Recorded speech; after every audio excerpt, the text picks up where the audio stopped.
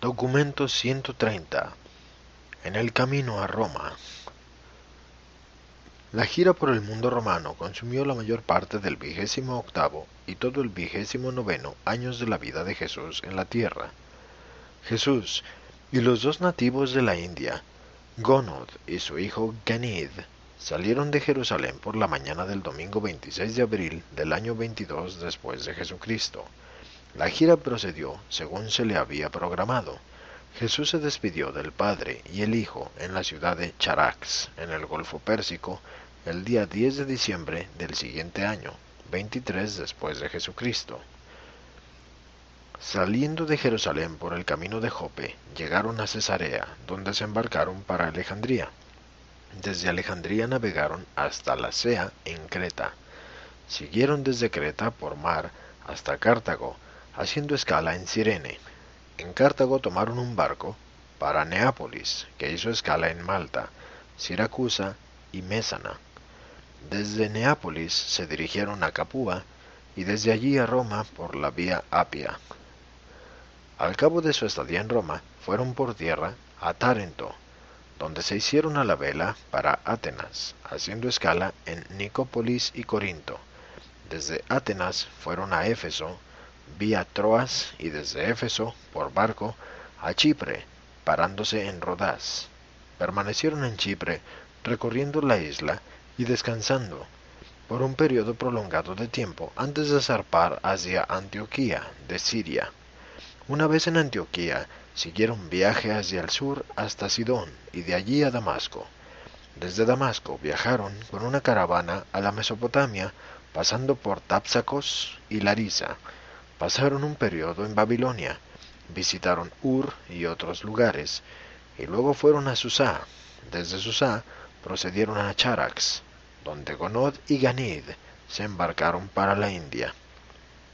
Durante un periodo de trabajo de 4 meses en Damasco, Jesús había adquirido los rudimentos del idioma que hablaban Gonod y Ganid. Mientras estuvo allí, dedicó gran parte de su tiempo a traducir del griego a uno de los idiomas de la India, siendo asistido en este trabajo por un hombre oriundo del distrito natal de Gonod. En el curso de esta gira mediterránea, Jesús pasaba aproximadamente medio día en función de tutor de Ganid e intérprete de Gonod, en las entrevistas de negocios y encuentros sociales de éste. El resto del día estaba a su disposición y lo dedicaba Jesús a relacionarse personalmente con sus semejantes, a entablar las estrechas relaciones con los mortales de este mundo, las cuales tanto caracterizaron sus actividades de estos años inmediatamente precedentes a su ministerio público. Jesús conoció pues por observación directa de primera mano y por contacto real la más elevada civilización material e intelectual del Occidente y del Levante. De Gonod y su brillante hijo mucho aprendió sobre la civilización y la cultura de la India y de la China, porque Gonod, que era ciudadano de la India, había hecho 3 largos viajes al imperio de la raza amarilla. Ganid, el joven, aprendió mucho de Jesús durante esta larga e íntima asociación. Llegaron a tenerse mucho afecto mutuo, y el padre del muchacho trató de persuadir a Jesús en muchas ocasiones de que los acompañara cuando regresaran a la India, pero Jesús siempre rehusó la invitación, alegando que era menester volver a su familia en Palestina. En Jope, discurso sobre Jonás. Durante su estadía en Jope, Jesús conoció a Gadia, un intérprete filisteo que trabajaba para un tal Simón, curtidor. Los agentes de Gonod en Mesopotamia habían hecho muchos negocios con este Simón. Por eso Gonod y su hijo deseaban visitarlo camino a Cesarea en el curso de esta visita en Jope. Jesús y Gadia se hicieron buenos amigos. El joven filisteo buscaba la verdad. Jesús era el dador de la verdad. Él era la verdad para esa generación en Urantria. Cuando un gran buscador de la verdad se encuentra con un gran dador de la verdad, se produce un esclarecimiento grande y liberador, nacido de la experiencia de la nueva verdad. Cierto día, cuando después de la cena deambulaban Jesús y el joven filisteo por la orilla del mar, Gadia, sin saber que éste, escriba de Damasco, era tan versado en las tradiciones hebreas, señaló a Jesús el embarcadero desde el cual supuestamente se había embarcado Jonás en su desafortunado viaje a Tarsis. Al concluir sus comentarios, le preguntó el joven a Jesús: ¿Pero crees tú que el gran pez realmente se tragó a Jonás? Jesús percibió que esta tradición había influido tremendamente sobre la vida del joven y que la contemplación de este episodio le había inculcado la idea disparatada de tratar de escapar al deber. Por lo tanto, Jesús nada dijo que pudiera destruir repentinamente los cimientos de las motivaciones actuales de Gadia para la vida práctica. Al responder a su pregunta, Jesús dijo: Amigo mío, todos nosotros somos como Jonás, con una vida que hemos de vivir de acuerdo con la voluntad de Dios. Y cada vez que intentamos escapar al deber que nos impone la vida diaria, fugándonos hacia remotas tentaciones, nos ponemos al instante en las manos de aquellas influencias que no están regidas por los poderes de la verdad ni por las fuerzas de la justicia. Escapar al deber es sacrificar la verdad. Escapar al servicio de la luz y la vida solo puede conducir a esos penosos conflictos con las difíciles ballenas del egoísmo que llevan a la larga a la obscuridad y a la muerte.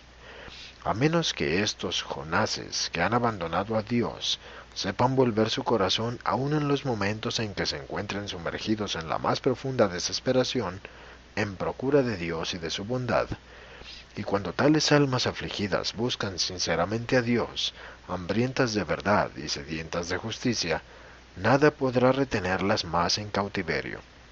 Sea cual fuere el abismo en el que puedan haber caído, cuando buscan la luz de todo corazón, el Espíritu del Señor Dios del cielo las liberará de su cautiverio. Las circunstancias malignas de la vida las arrojarán a la tierra firme de las nuevas oportunidades para un servicio renovado y una vida más sabia. Mucho conmovió a Gadia la lección de Jesús, y siguieron conversando junto a la orilla del mar hasta muy entrada la noche. Y antes de irse a sus respectivos albergues, oraron juntos el uno por el otro. Este mismo Gadia escucharía posteriormente los sermones de Pedro, convirtiéndose en un profundo creyente en Jesús de Nazaret, y celebrando cierta noche en casa de Dorcas un memorable debate con Pedro. También tuvo Gadia mucho que ver con la decisión final de Simón, el rico mercader de cueros, de abrazar el cristianismo. De acuerdo con el permiso que se nos ha dado en este relato de la obra personal de Jesús con sus semejantes mortales durante la gira por el Mediterráneo, traduciremos libremente sus palabras a una fraseología corriente usada en Urantia al tiempo de esta presentación. La última visita de Jesús con Gadia tuvo que ver con una discusión sobre el bien y el mal. Este joven filisteo estaba bastante atribulado por la sensación de injusticia que le producía la presencia del mal conviviendo con el bien en el mundo. Decía: ¿cómo puede ser que Dios, si es infinitamente bueno, permita que suframos las penas del mal? Después de todo, ¿quién crea el mal? En aquellos tiempos muchos aún creían que Dios es el creador tanto del bien como del mal, pero Jesús nunca enseñó tal concepto falaz. Al responder a esta pregunta dijo Jesús: Hermano mío, Dios es amor, por tanto, Él debe ser bueno, y su bondad es tan grande y real que no puede contener las cosas pequeñas e irreales del mal.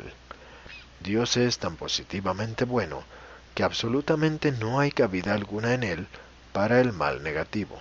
El mal es la elección inmadura y el desliz irracional de lo que se resiste a la bondad, y de lo que rechaza la belleza, y de lo que traiciona la verdad. El mal solo es la inadaptación de la inmadurez o la influencia disociadora y distorsionadora de la ignorancia. El mal es la oscuridad inevitable que pisa los talones del necio rechazo de la luz. El mal es lo tenebroso y lo falso, y si se abraza conscientemente y se le endosa voluntariamente, se convierte en pecado. Tu Padre Celestial, al dotarte de la facultad de elegir entre la verdad y el error, creó el negativo potencial del camino positivo de la luz y la vida. pero tales errores del mal son realmente inexistentes hasta el momento en que una criatura inteligente los quiere hacer existir mediante un acto equivocado al seleccionar él la manera de vivir. Esos males posteriormente son exaltados a la categoría de pecado por elección consciente y deliberada de esa misma criatura obstinada y rebelde. Es por esto que nuestro Padre Celestial permite que el bien y el mal marchen uno al lado del otro hasta el fin de la vida, así como la naturaleza permite que el trigo y la cizaña crezcan juntos hasta el momento de la siega. Gadia quedó plenamente satisfecho con la respuesta de Jesús a su pregunta después de la discusión que mantuvieron. Esto aclaró su mente y aclaró además el verdadero significado de estas importantes declaraciones. En Cesarea. Jesús y sus amigos se quedaron en Cesarea más tiempo del que esperaban, porque se descubrió que uno de los aspas gigantes del timón de la nave en la que pensaban embarcarse corría peligro de quebrarse. El capitán decidió permanecer en puerto mientras fabricaban una nueva aspa, y puesto que había escasez de carpinteros hábiles para esta tarea, Jesús se ofreció para ayudar. Por las noches Jesús y sus amigos caminaban por la hermosa muralla que formaba el paseo costanero alrededor del puerto. Ganit se interesó mucho en la explicación de Jesús sobre el sistema de aguas públicas de la ciudad y la técnica por la cual se utilizaban las marcas para lavar las calles y alcantarillas de la ciudad. Mucho impresionó a este joven de la India el templo de Augusto, situado en una elevación y rematado por una estatua colosal del emperador romano. La segunda tarde de su estadía, los tres asistieron a una función en el enorme anfiteatro que podía acomodar a 20.000 personas, y esa misma noche fueron a ver un drama griego en el teatro. Fueron estos los primeros espectáculos de este tipo que Ganit jamás había presenciado, y mucho le preguntó a Jesús acerca de ellos. Por la mañana del tercer día visitaron formalmente el palacio del gobernador, porque Cesarea era la capital de Palestina y la residencia del procurador romano. En la posada donde se hospedaban también se alojaba un mercader de Magnolia, y puesto que este hombre del lejano oriente hablaba griego bastante bien, Jesús varias veces conversó con él largamente. Este hombre quedó muy impresionado con la filosofía de la vida de Jesús y nunca olvidó sus sabias palabras. Vivir una vida celestial mientras se está en la tierra, mediante la diaria sumisión a la voluntad del Padre Celestial. Este mercader era un taoísta, y por eso había llegado a ser un firme creyente en la doctrina de una deidad universal. Al regresar a Magnolia comenzó a enseñar estas verdades avanzadas a sus vecinos y a sus asociados de negocios, y como resultado directo de tales actividades, su hijo mayor decidió hacerse sacerdote taoísta. Este joven ejerció una gran influencia al propagar la verdad avanzada durante toda su vida, y fue sucedido por un hijo y luego por un nieto, quienes asimismo fueron devotamente leales a la doctrina del Dios único, el supremo gobernante del cielo. Aunque la rama oriental de la iglesia cristiana primitiva, que tenía su centro en Filadelfia, se atuvo más fielmente a las enseñanzas de Jesús que hicieron los hermanos en Jerusalén, es lamentable que no hubiera un Pedro que fuera a China o un Pablo que viajara a la India, países en los cuales el terreno espiritual por ese entonces era tan favorable para plantar la semilla del nuevo evangelio del reino. Estas mismas enseñanzas de Jesús, tal como fueron sostenidas por los filadelfianos, habrían suscitado en los pueblos asiáticos tan espiritualmente hambrientos el mismo interés inmediato e intenso que suscitaran los sermones de Pedro y Pablo en el oeste. Uno de los jóvenes que cierto día trabajaban con Jesús en la construcción del aspa se mostró muy interesado en las palabras que él hablaba hora tras hora mientras que trabajaban en el astillero. Al sugerir Jesús que el Padre Celestial se interesaba por el bienestar de sus hijos en la tierra, este joven griego, Anaxando, dijo: «Si los dioses se interesan en mí, ¿por qué no alejan al capataz cruel e injusto que está a cargo de este taller?». Se sorprendió cuando Jesús replicó: «Puesto que conoces los caminos de la amabilidad y valoras la justicia, tal vez los dioses han puesto a este hombre equivocado cerca de ti para que le conduzcas por un mejor camino.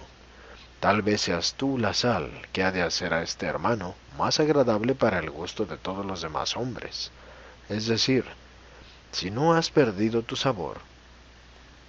Así como están las cosas, este hombre es tu amo porque sus modos malvados ejercen una influencia desfavorable sobre ti.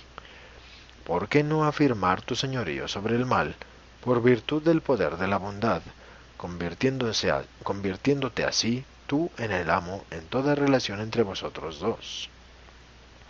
Puedo predecir que el bien que hay en ti podría vencer el mal que hay en él si le dieras una oportunidad ecuánime y viva.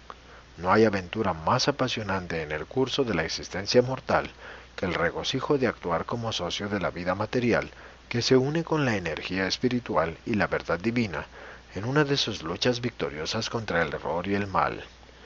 Es una experiencia maravillosa y transformadora tornarse en el canal viviente de la luz espiritual que ha de iluminar al mortal que permanece en la oscuridad espiritual.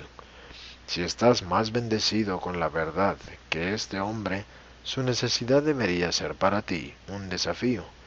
No, por cierto, eres el cobarde que, parado a la orilla del mar, puede mirar cómo perece un semejante que no sabe nadar. Cuanto más valiosa es el alma de este hombre que se debate en las tinieblas, comparada con su cuerpo que se ahoga en el mar. Mucho conmovieron a Anaxando las palabras de Jesús. Poco después le refirió a su jefe lo que Jesús le había dicho. Y esa misma noche, juntos fueron en busca de Jesús para que los aconsejara sobre el bienestar de sus almas. Con el tiempo, después de que se proclamó en Cesarea el mensaje cristiano, estos dos hombres, uno griego y el otro romano, creyeron en los sermones de Felipe, y serían miembros prominentes de la iglesia que él fundó más tarde.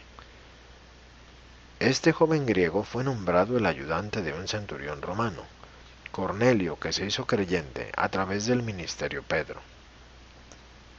Anaxando continuó el ministerio de la luz y dando la luz a los que habitaban en las tinieblas hasta los tiempos de la encarcelación de Pablo en Cesarea. Entonces pereció por accidente en la gran matanza de 20.000 judíos, mientras estaba socorriendo a los que sufrían y a los moribundos. Por esta época, Ganid había empezado a darse cuenta de que su tutor empleaba sus ratos de ocio en este ministerio personal poco común para con sus semejantes, y el joven indio decidió descubrir el motivo de esta actividad incesante. Preguntó, ¿por qué te ocupas continuamente de hablar con extraños? Y Jesús respondió, Ganid, ningún hombre es extraño para el que conoce a Dios. En la experiencia de encontrar al Padre en el cielo, descubres que todos los hombres son tus hermanos y ¿qué tiene de raro que uno se regocije con el encuentro con un hermano recién descubierto? Conocer a nuestros hermanos y hermanas, entender sus problemas y aprender a amarlos es la suprema experiencia de la vida. Fue esta una conversación que duró hasta bien entrada la noche, en el curso de la cual el joven le pidió a Jesús que le explicara la diferencia entre la voluntad de Dios y ese acto mental humano de la elección que también se llama voluntad. En substancia Jesús dijo, la voluntad de Dios es el camino de Dios, el asociarse con la elección de Dios frente a cualquier alternativa potencial. Hacer la voluntad de Dios, por lo tanto, es la experiencia progresiva de llegar a parecerse cada vez más a Dios. Y Dios es el origen y el destino de todo lo que es bueno y bello y verdadero. La voluntad del hombre es el camino del hombre, la suma y substancia de lo que el mortal elige ser y hacer.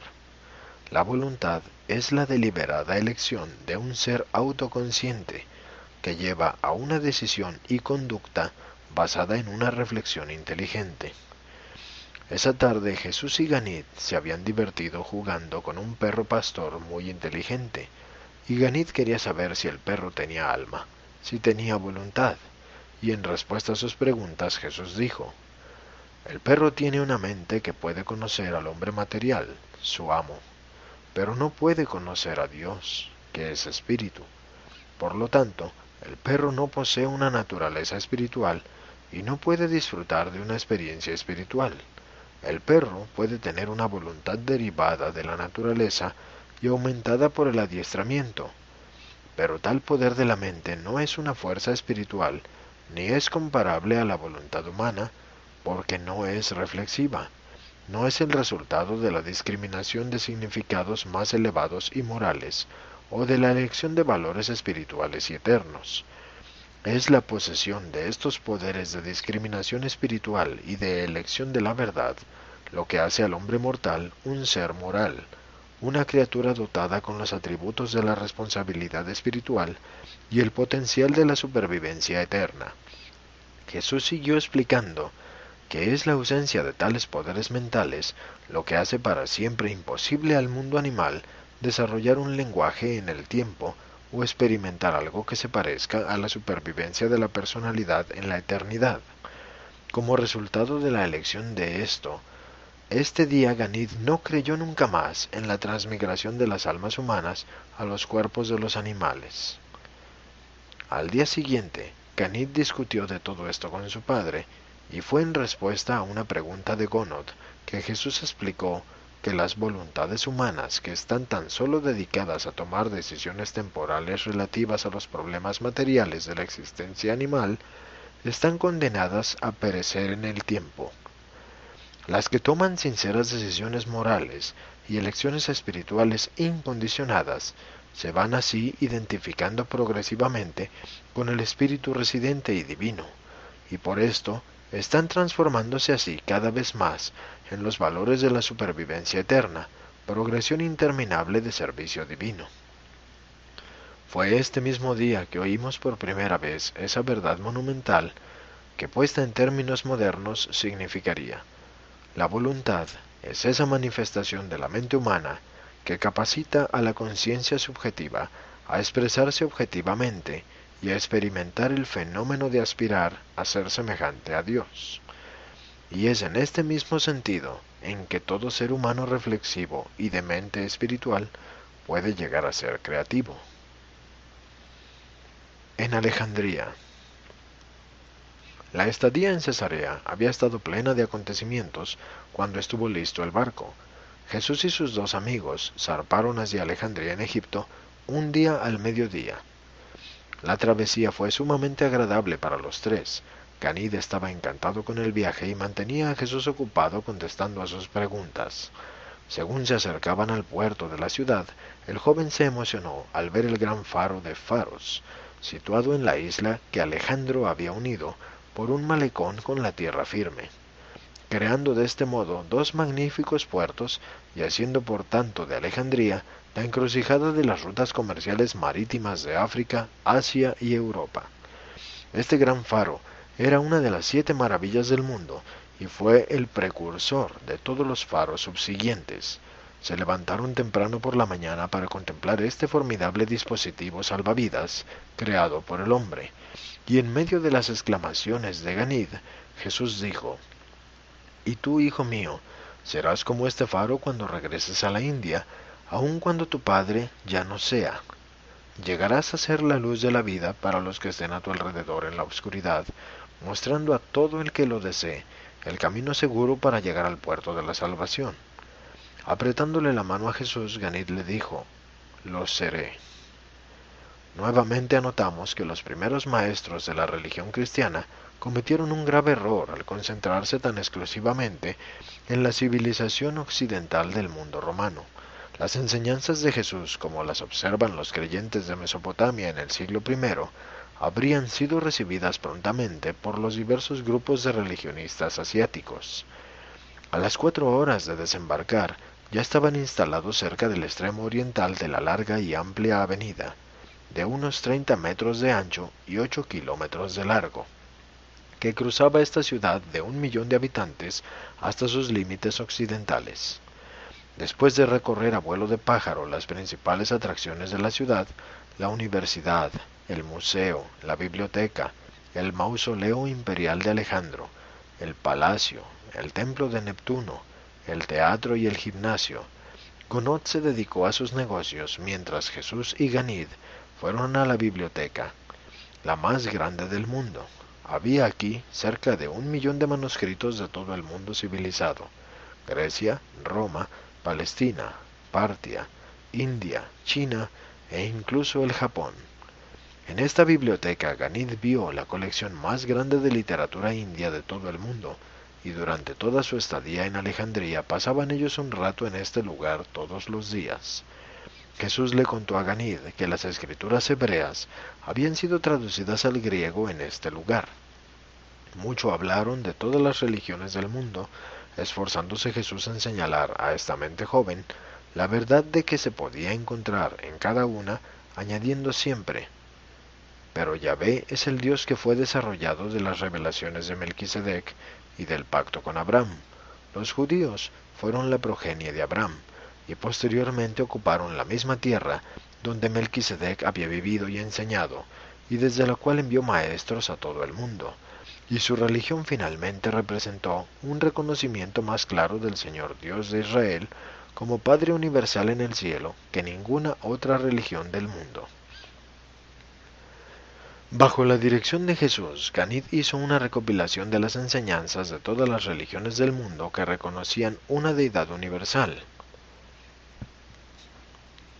aunque pudieran otorgar mayor o menor reconocimiento también a deidades subordinadas. Después de mucha discusión, Jesús y Ganid decidieron que los romanos no tenían ningún Dios verdadero en su religión, que su religión era poco más que el culto al emperador. Llegaron a la conclusión de que los griegos habían desarrollado una filosofía, pero difícilmente una religión con un Dios personal. Descartaron los cultos de misterio debido a la confusión de su multiplicidad, ya que los variados conceptos de deidad parecían derivarse de otras religiones y de las religiones más antiguas. Aunque estas traducciones fueron hechas en Alejandría, Ganid no arregló estas elecciones y les añadió sus propias conclusiones personales en forma final, sino hasta cerca del fin de su estadía en Roma. Mucho le sorprendió descubrir que los mejores autores del mundo de la literatura sagrada todos reconocían más o menos claramente la existencia de un Dios eterno y concordaban respecto al carácter de este Dios y su relación con el hombre mortal. Jesús y Ganid pasaron mucho tiempo en el museo durante su estadía en Alejandría. Este museo no era una colección de objetos raros, sino más bien una universidad de bellas artes, ciencias y literatura. Profesores eruditos dictaban clases diarias allí, y en aquellos tiempos este era el centro intelectual del mundo occidental.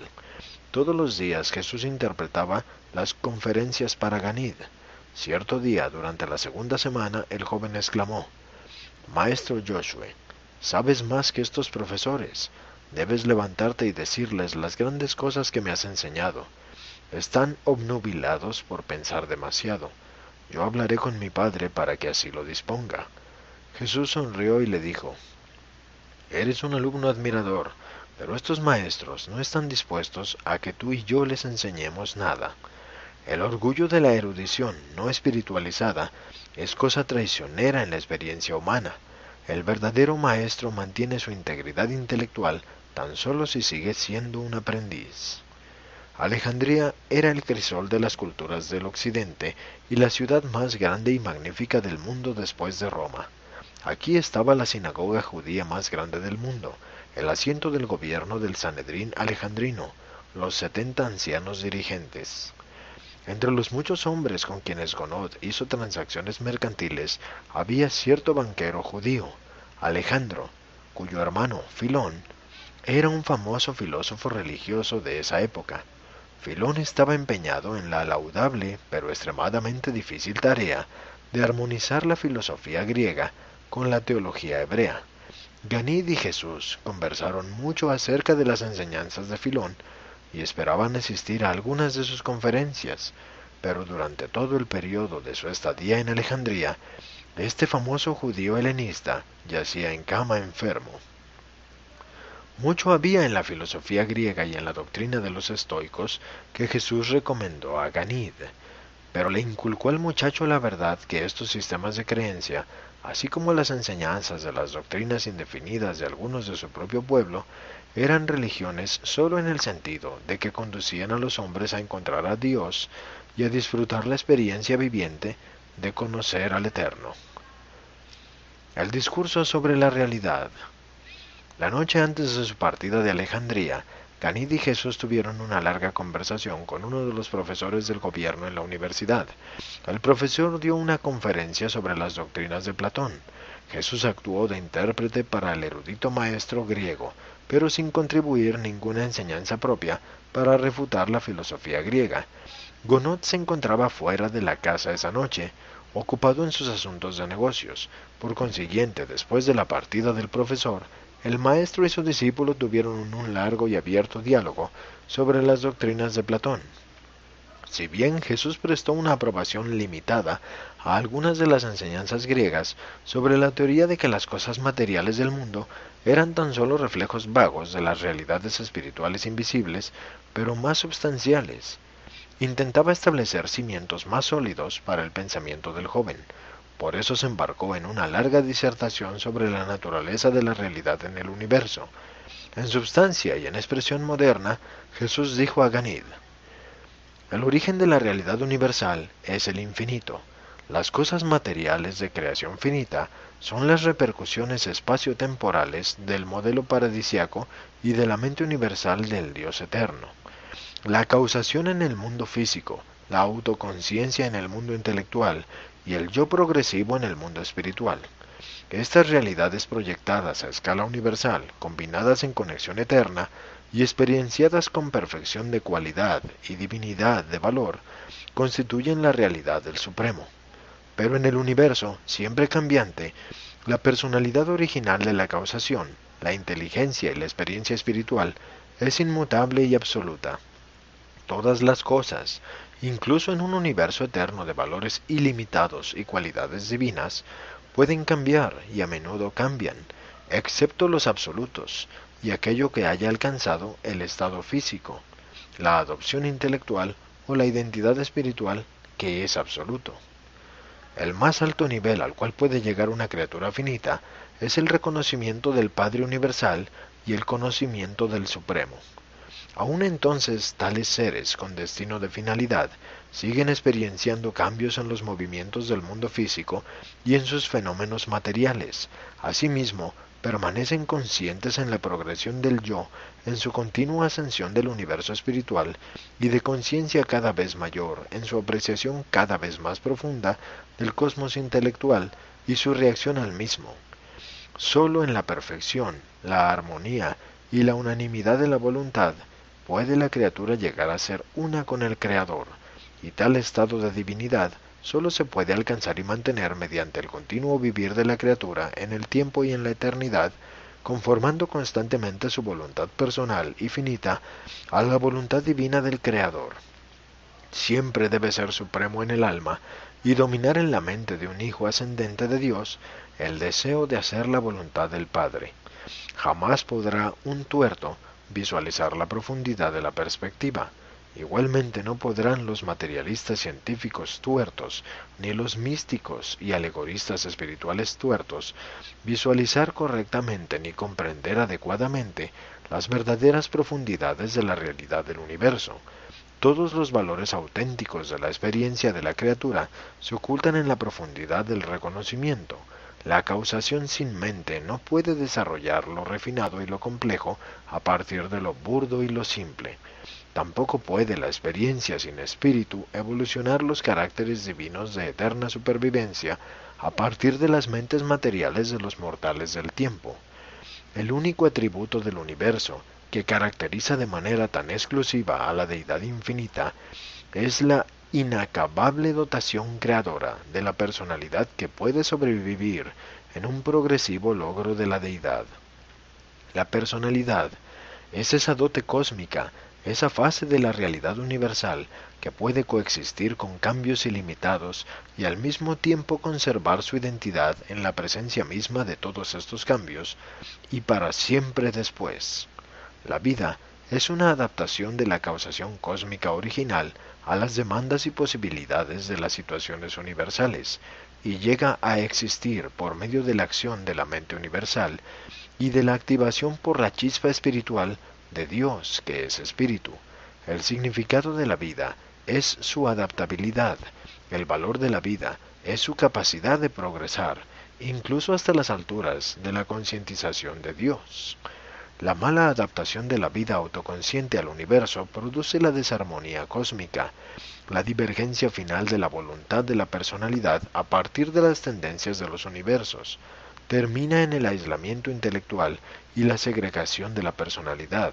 La pérdida del espíritu conductor residente se sobreviene en forma de cesación espiritual de la existencia.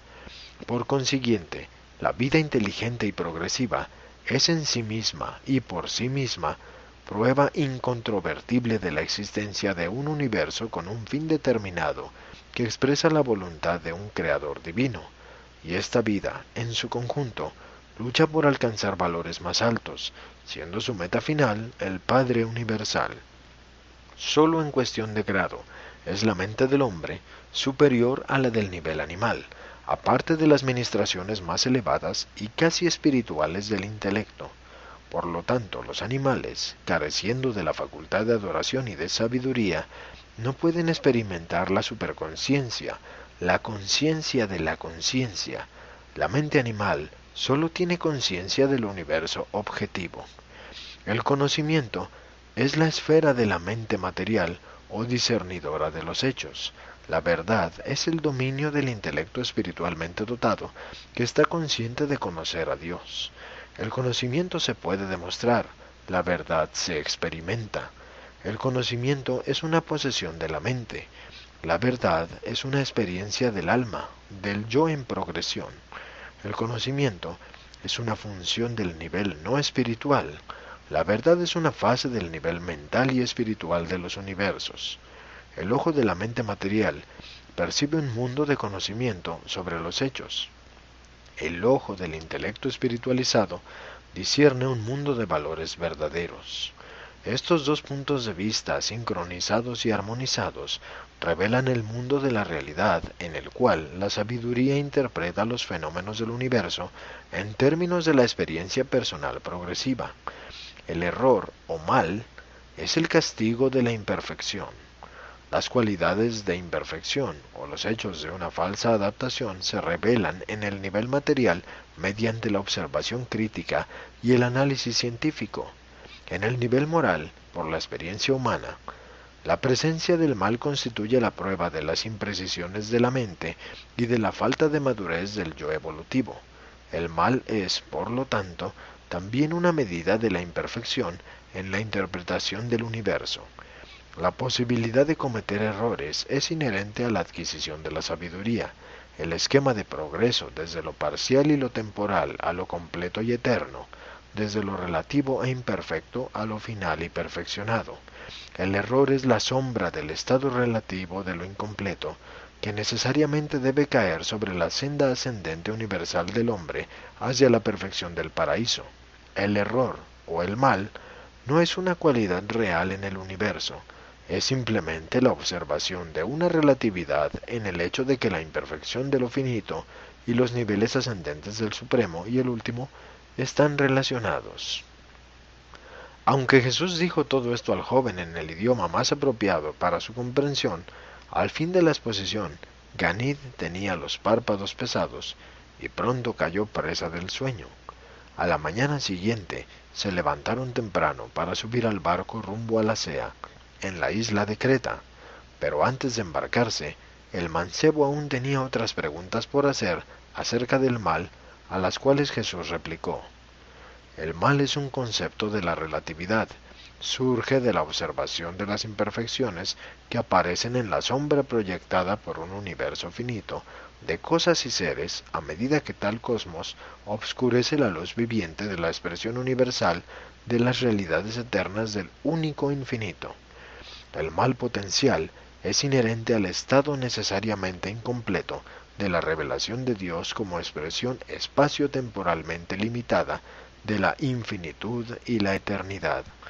El hecho de lo parcial en presencia de lo completo constituye la relatividad de la realidad, crea la necesidad de la elección intelectual y establece niveles de valor, de reconocimiento y respuesta espiritual. El concepto incompleto y finito del infinito, mantenido por la mente temporal y limitada de la criatura, es en sí mismo y por sí mismo un mal potencial. Pero el error, cada vez más amplio, de la deficiencia injustificada en una rectificación espiritual razonable de estas desarmonías intelectuales e insuficiencias espirituales originalmente inherentes, equivale a la realización del mal actual, es decir, el mal ya no potencial. Todos los conceptos estáticos, muertos, son potencialmente malignos. La sombra finita de la verdad relativa y viviente está en continuo movimiento. Los conceptos estáticos invariablemente atrasan la ciencia, la política, la sociedad y la religión. Los conceptos estáticos pueden representar cierto conocimiento, pero les falta sabiduría y están desprovistos de verdad. Pero no permitas que el concepto de relatividad tanto te desoriente, que no puedes reconocer la coordinación del universo bajo la guía de la mente cósmica y su control estabilizado por la energía y el espíritu del Supremo. En la isla de Creta. Los viajeros no tenían más que un propósito al ir a Creta, y ese era el de distraerse, pasear por la isla y escalar las montañas. Los cretenses de esa época no disfrutaban de una reputación envidiable entre los pueblos vecinos. No obstante, Jesús y Ganid ganaron muchas almas para los niveles más elevados del pensamiento y de la vida, estableciendo así los cimientos que permitieron la rápida recepción de las enseñanzas evangélicas posteriores cuando llegaron los primeros predicadores de Jerusalén. Jesús amaba a estos cretenses, pese a las duras palabras con que Pablo más tarde se referiría a ellos, cuando posteriormente envió a Tito a la isla para reorganizar sus iglesias. En las montañas de Creta tuvo Jesús su primera larga conversación con Gonod sobre la religión, y el padre quedó muy impresionado diciendo: «No me extraña que el chico crea todo lo que le dices, pero yo no sabía que existiera tal religión en Jerusalén, mucho menos en Damasco». Fue durante la estadía en la isla cuando Gonod por primera vez propuso a Jesús que fuera con ellos a la India, y Ganid estaba encantado con el pensamiento de que Jesús pudiera consentir a tal arreglo. Cierto día, al preguntarle Ganid a Jesús por qué no se dedicaba a enseñar públicamente, le respondió: «Hijo mío, todo ha de aguardar su hora. Naces en el mundo, pero no hay ansiedad ni manifestación de impaciencia capaces de hacerte crecer. En todos estos asuntos hay que darle tiempo al tiempo. Solo el tiempo madurará la fruta verde en el árbol. Una estación sucede a la otra, y el atardecer sigue al amanecer, solo con el paso del tiempo. Ahora estoy yo camino a Roma con tu padre y contigo, y eso es suficiente por hoy. Mi mañana está totalmente en las manos de mi Padre en los cielos». Y procedió Jesús luego relatándole a Ganid la historia de Moisés y de sus 40 años de vigilante espera y continua preparación. Una cosa sucedió en una visita a Buenos Puertos que Ganid nunca olvidó. El recuerdo de este episodio siempre le hacía desear que pudiera hacer algo para cambiar el sistema de castas de su India natal. Un ebrio degenerado estaba atacando a una joven esclava en la carretera pública. Al ver Jesús el apuro de la muchacha, se abalanzó hacia ellos, rescatando a la doncella del asalto del loco. Mientras la niña empavorecida se hacía de él, Jesús mantenía al hombre enloquecido a una distancia prudencial con su poderoso brazo derecho extendido, hasta que el pobre tipo quedó poco a poco agotado de tanto lanzar golpes furiosos en el aire. Ganid sentía un fuerte impulso de ayudar a Jesús en manejar a este incidente, pero su padre se lo prohibió. Aunque no hablaban el idioma de la muchacha, ella podía entender su acto de misericordia y manifestó claramente su gratitud de alma mientras los tres le acompañaban hasta su casa. Fue este tal vez lo más parecido a un tropiezo personal con un semejante que Jesús hubiera tenido a lo largo de toda su vida en la carne. Pero esa tarde le costó bastante hacerle entender a Ganid por qué no había golpeado al borracho. Según Ganid, hubiera sido justo golpear a este hombre por lo menos tantas veces como él había golpeado a la joven. El joven que tenía miedo. Mientras estaban en las montañas, Jesús tuvo una larga conversación con un joven que estaba temeroso y abatido. No pudiendo encontrar consuelo y coraje en la relación con sus semejantes, este joven había buscado la soledad de las colinas, había crecido con un sentimiento de desamparo e inferioridad. Estas tendencias naturales se habían visto acrecentadas por las numerosas circunstancias difíciles que el muchacho había experimentado al crecer, especialmente la pérdida de su padre cuando el niño contaba 12 años de edad. Al encontrarse Jesús le dijo: «Saludos, amigo mío. ¿Por qué tan triste en un día tan hermoso? Si algo ha pasado para afligirte, tal vez pueda yo ofrecerte alguna ayuda. En todo caso, es para mí un placer ofrecer mis servicios». El joven parecía no querer hablar. Entonces Jesús probó otra manera para llegar al alma del muchacho, diciendo: «Comprendo que te acercas a estas colinas para escaparte de la gente. Por eso es natural que no quieras conversar conmigo. Pero me gustaría saber si conoces bien estas colinas. ¿Conoces la dirección de los senderos? ¿Puedes acaso indicarme cómo encontraría mi camino a Fénix?» Ahora bien, este joven conocía muy bien estas montañas y se interesó mucho por mostrar a Jesús el camino para ir a Fénix, hasta tal punto que dibujó en la tierra todos los senderos, explicándole con todo detalle. Pero se sorprendió y se llenó de curiosidad cuando Jesús, después de decir adiós y de hacer como si se estuviera yendo, se volvió repentinamente hacia él diciéndole: «Bien sé que deseas quedarte a solas con tu desconsuelo, pero no sería ni amable ni justo de mi parte recibir tan generosa ayuda de ti en cuanto al mejor camino para llegar a Fénix, y luego sin pensar seguir de largo, sin hacer el menor esfuerzo por responder a tu implorante pedido de ayuda y orientación para encontrar la mejor ruta hacia el destino que buscas en tu corazón, mientras pasas tu tiempo aquí en las colinas. Así como conoces también las sendas que conducen a Fénix por haberlas recorrido muchas veces, conozco yo el camino a la ciudad de tus decepcionadas esperanzas y de tus ambiciones incumplidas. Puesto que me has pedido ayuda, no te desilusionaré». El joven estaba casi sobrecogido, apenas sí pudo balbucear: «Pero no te pedí nada». Y Jesús, poniéndole suavemente la mano en el hombro, le dijo: «No, hijo, nada pediste con palabras, pero supiste hablar a mi corazón con tu mirada anhelosa. Hijo mío, para el que ama a sus semejantes, es fácil ver una elocuente súplica de ayuda en tu actitud de desaliento y desesperación. Siéntate a mi lado, y te diré de las sendas de servicio y de los caminos de la felicidad que conducen de las penas del yo a las alegrías de las acciones del amor dentro de la hermandad de los hombres y en el servicio del Dios en el cielo». Ya a esta altura, el joven sentía muchos deseos de hablar con Jesús, y cayó a sus pies de rodillas, implorando a Jesús que lo ayudara, que le mostrara el camino para escapar de su mundo de penas y derrotas personales. Jesús le dijo: «Amigo mío, levántate, ponte de pie, como un hombre. Puede que te rodeen enemigos insignificantes y que muchos obstáculos obstruyan tu marcha, pero las grandes cosas y las cosas reales de este mundo y del universo están de tu parte. El sol sale todas las mañanas para saludarte a ti como al hombre más poderoso y próspero de la tierra. Mira, tienes un cuerpo fuerte y músculos poderosos. Tu físico es mejor que el del hombre promedio. Por supuesto, prácticamente no sirve para nada mientras te quedes sentado aquí en las montañas, lamentándote de tus infortunios reales o inventados. Pero podrías hacer grandes cosas con tu cuerpo si te apuraras a donde hay grandes cosas por hacer. Tratas de huir de tu ser infeliz, pero eso no puede ocurrir. En tanto tú, como tus problemas del vivir, son reales, no podrás escapar de ellos mientras estés vivo. Pero piensa otra vez. Verás que tu mente es clara y capaz. Tu cuerpo robusto tiene una mente inteligente que lo dirige. Pon tu mente a trabajar para resolver sus problemas. Enseña a tu intelecto a que trabaje para ti. No te dejes más dominar por el temor, como si fueras un animal que no piensa.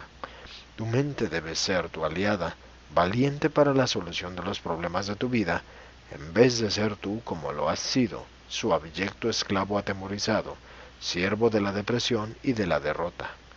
Pero lo más valioso de todo, tu potencial para el logro verdadero, es el espíritu que vive dentro de ti, que estimulará e inspirará tu mente para que se controle a sí misma y active a tu cuerpo. Si lo liberas de las cadenas del temor, permitiendo así que tu naturaleza espiritual comience a liberarte de los males de la inacción mediante el poder y la presencia de la fe viviente. Verás entonces que esta fe derrotará el miedo a los hombres mediante la presencia apremiante del nuevo y todo dominante amor por tus semejantes, que pronto llenará tu alma hasta rebasarla, gracias a la conciencia que habrá nacido en tu corazón de que eres un hijo de Dios. Este día, hijo mío, renacerás restablecido como hombre de fe, coraje y dedicado servicio al hombre para la gloria de Dios. Y cuando te hayas reajustado así con la vida dentro de ti, también te habrás reajustado con el universo. Habrás vuelto a nacer, nacer del Espíritu, y de ahí en adelante toda tu vida será de logros victoriosos. Los problemas aumentarán tu vigor, la desilusión te servirá de acicate. Las dificultades serán un desafío, los obstáculos un estímulo. Levántate pues, joven, dile adiós a la vida de terrores humillantes y de evasiva cobardía. Corre, regresa al deber y vive tu vida en la carne como un hijo de Dios, como un mortal dedicado al servicio ennoblecedor del hombre en la tierra, destinado al excelso y eterno servicio de Dios en la eternidad. Este joven, Fortunato, se convertiría posteriormente en el líder de los cristianos en Creta y el íntimo asociado de Tito en su labor de elevación de los creyentes cretenses. Los viajeros se sentían refrescados y realmente descansados cuando al mediodía de cierto día se dispusieron a zarpar hacia Cartago, al norte de África. Hicieron una escala de 2 días en Cirene. Fue aquí donde Jesús y Ganid le prestaron servicios de primeros auxilios a un mancebo llamado Rufo, que había resultado lesionado por la tortura de una carreta de bueyes cargada. Lo llevaron a la casa de su madre y su padre, Simón. Jamás podría haber imaginado que el hombre cuya cruz él cargaría en el futuro por orden de un soldado romano era el mismo extranjero que cierta vez le ofreciera amistad a su hijo. En Cartago, el discurso sobre el tiempo y el espacio. La mayor parte del tiempo en ruta hacia Cartago, Jesús conversó con sus compañeros de viaje sobre temas sociales, políticos y comerciales. Casi nada se dijo sobre religión. Por primera vez, Gonod y Ganid descubrieron que Jesús era un buen narrador, y le mantuvieron ocupado contándoles anécdotas de su vida en Galilea. También se enteraron de que él se había criado en Galilea y no en Jerusalén ni en Damasco. Cuando Ganid, habiendo notado que la mayoría de las personas con quienes se encontraban por casualidad se sentían atraídas por Jesús, preguntó qué podía hacer uno para ganar amigos. Su maestro le dijo: «Interésate por tus semejantes, aprende a amarlos y aguarda la oportunidad de hacer algo por ellos, algo que estés seguro de que ellos quieren». Y luego citó el antiguo proverbio judío: «Un hombre que quiere tener amigos debe mostrarse amistoso». En Cartago tuvo Jesús una larga conversación memorable con un sacerdote mitraísta sobre la inmortalidad, sobre el tiempo y la eternidad. Este persa se había educado en Alejandría y realmente deseaba aprender de Jesús. Puesto en palabras de hoy, he aquí en substancia lo que Jesús respondió a sus muchas preguntas. El tiempo es la corriente de los acontecimientos temporales percibidos por la conciencia de las criaturas. Tiempo es un nombre dado al orden de sucesión por el cual los eventos se reconocen y segregan. El universo del espacio es un fenómeno relacionado con el tiempo. Siempre y cuando se le observe desde cualquier posición interior fuera de la morada fija del paraíso. El movimiento del tiempo solo se revela en relación con algo que no se mueve en el espacio, como un fenómeno temporal. En el universo de universos, el paraíso y sus deidades trascienden tanto el tiempo como el espacio. En los mundos habitados, la personalidad humana, habitada y orientada por el espíritu del Padre del Paraíso, es la única realidad físicamente relacionada que puede trascender la secuencia material de los eventos temporales. Los animales no perciben el tiempo como lo hace el hombre, e incluso para el hombre, debido a su visión seccional y circunscrita, El tiempo aparece como una sucesión de acontecimientos. Pero según el hombre asciende, según progresa hacia adentro, la visión en aumento de esta procesión de acontecimientos es tal que cada vez más se le discierne en su totalidad. Lo que anteriormente aparecía como una sucesión de acontecimientos se verá ahora como un ciclo completo y perfectamente relacionado. De este modo, la simultaneidad circular desplazará cada vez más la conciencia anterior de una secuencia lineal de los eventos. Hay 7 conceptos diferentes del espacio según está condicionado por el tiempo. El espacio se mide por el tiempo, no el tiempo por el espacio. La confusión del científico surge del fracaso de reconocer la realidad del espacio. El espacio no es meramente un concepto intelectual de la variación en la relación entre los objetos del universo. El espacio no está vacío, y la única cosa que el hombre conoce que puede llegar a trascender aún parcialmente el espacio es la mente. La mente puede funcionar independientemente del concepto de que los objetos materiales están relacionados con el espacio. El espacio es relativa y comparativamente finito para todos los seres del estado de las criaturas. Cuanto más se acerca la conciencia al conocimiento de las 7 dimensiones cósmicas, tanto más el concepto de espacio potencial se acerca a la ultimidad. Pero el potencial del espacio es realmente último tan solo en el nivel absoluto. Debe ser evidente que la realidad universal tiene un significado cada vez más extenso y siempre relativo en los niveles ascendentes y de perfeccionamiento del cosmos. Últimamente los mortales supervivientes alcanzan la identidad en un universo septidimensional. El concepto espacio-temporal de una mente de origen material está destinado a pasar por sucesivas ampliaciones según la personalidad consciente y pensante asciende los niveles del universo. Cuando el hombre alcanza la mente intermedia entre los planos material y espiritual de la existencia, sus ideas del tiempo y el espacio se expandirán enormemente, tanto en lo que respecta a la calidad de la percepción como a la cantidad de la experiencia. Los conceptos cósmicos cada vez más amplios de una personalidad espiritual que está avanzando se deben al aumento tanto en la profundidad del discernimiento como en el alcance de la conciencia. A medida que la personalidad procede hacia arriba y hacia adentro, a los niveles trascendentales de la semejanza de la deidad, el concepto del espacio-tiempo se acercará cada vez más a los conceptos sin tiempo y sin espacio de los absolutos relativamente y de acuerdo con el logro trascendental. Estos conceptos del nivel absoluto han de ser contemplados por los hijos del destino último. En el camino a Neápolis y Roma. La primera escala camino a Italia fue en la isla de Malta. Aquí Jesús tuvo una larga conversación con un joven desalentado y descorazonado llamado Claudo.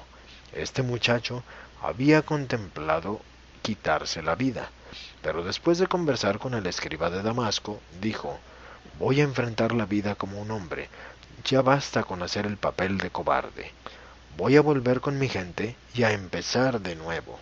Poco tiempo después, él se convertiría en un predicador entusiasta de los cínicos y más tarde se uniría a Pedro para proclamar el cristianismo en Roma y en Neápolis, y después de la muerte de Pedro fue a España a predicar el Evangelio, pero nunca supo que el hombre que lo inspirara en la isla de Malta era el mismo Jesús a quien posteriormente proclamaría como el libertador del mundo.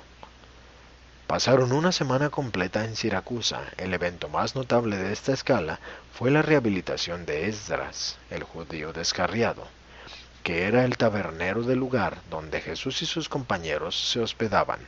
Esdras estaba encantado de que Jesús le abordó y él le pidió que lo ayudara a volver a la fe de Israel. Expresó su desesperanza diciendo: «Quiero ser un verdadero hijo de Abraham, pero no consigo encontrar a Dios». Jesús le dijo: «Si realmente quieres encontrar a Dios, ese deseo es en sí mismo prueba de que ya lo has encontrado. Tu problema no es que no puedas encontrar a Dios, porque el Padre ya te ha encontrado a ti. Tu problema es simplemente que no conoces a Dios». ¿Acaso no has leído las palabras del profeta Jeremías? Me buscaréis y me hallaréis cuando me busquéis de todo vuestro corazón. ¿Acaso no dice también este mismo profeta, y te daré corazón para que me conozcas, para que sepas que yo soy el Señor, y tú pertenecerás a mí? Yo seré tu Dios, y tú serás mi pueblo. ¿Y no has leído en las Escrituras donde dice, Él mira a los hombres, y si alguno dijere, he pecado, y he pervertido lo que era justo, y no me ha aprovechado, entonces Dios liberará el alma de ese hombre de la oscuridad, y ésta verá la luz? Así Esdras encontró a Dios para satisfacción de su alma. Posteriormente, este judío en sociedad con un próspero prosélito griego construyó la primera iglesia cristiana en Siracusa. En Mésana se detuvieron un solo día, pero lo suficiente para cambiar la vida de un muchacho, un vendedor de frutas, a quien Jesús le compró frutas y a su vez alimentó con el pan de la vida. El muchacho no olvidaría jamás las palabras de Jesús y la bondadosa mirada que las acompañó cuando, apoyando la mano sobre el hombro del muchacho, le dijo, Adiós, hijo mío, sé valiente mientras te haces hombre, y después de alimentar el cuerpo, aprende también a alimentar el alma. Mi Padre que está en los cielos estará contigo y te guiará. El muchacho se hizo devoto de la religión mitraica y posteriormente se convirtió a la fe cristiana. Finalmente llegaron a Neápolis, ya sintiendo que se estaban acercando a su destino final, Roma.